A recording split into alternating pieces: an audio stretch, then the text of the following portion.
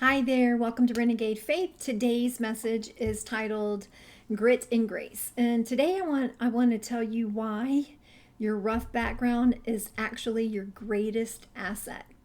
You know, if someone has ever tried to use your past, your childhood, or your family background as a weapon to make you feel bad about yourself, I completely understand.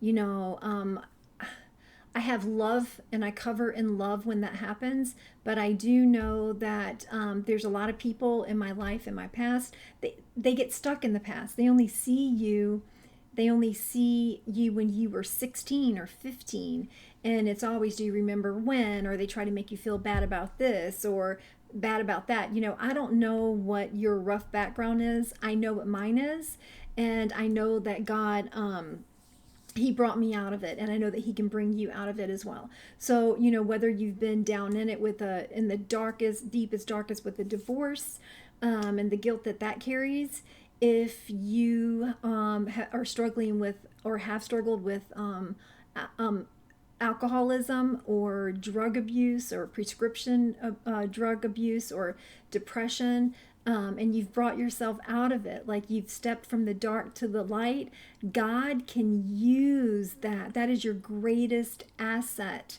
to spread his word and his love and to support people and show people what God has done in your life. So anyway, so that is why your background is actually your greatest asset. And also, you know, there's some superpowers that come in there with that.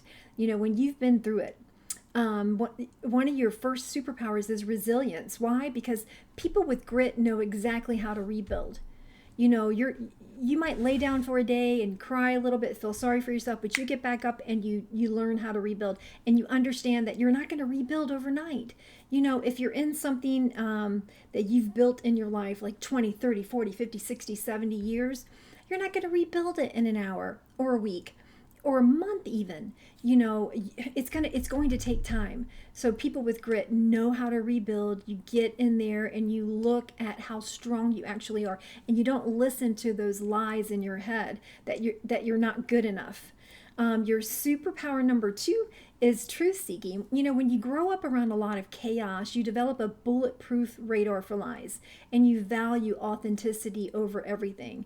And, you know, those are two amazing superpowers that God can use to share the word, share his love for the world and the gospel.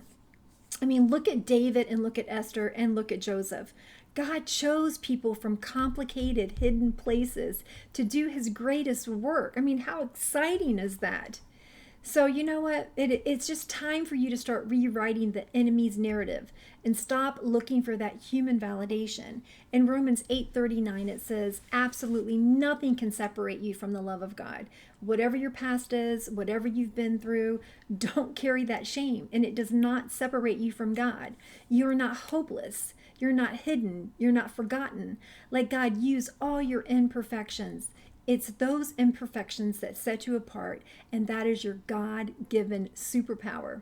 So whether you're telling yourself you aren't good enough, or a person or a family member, or even religious strongholds, just remember to keep your eyes on God, and he will walk you through it. And the last thing I'm going to leave you with is your background didn't break you, it built you. Walk forward in your God-given authority. Thank you.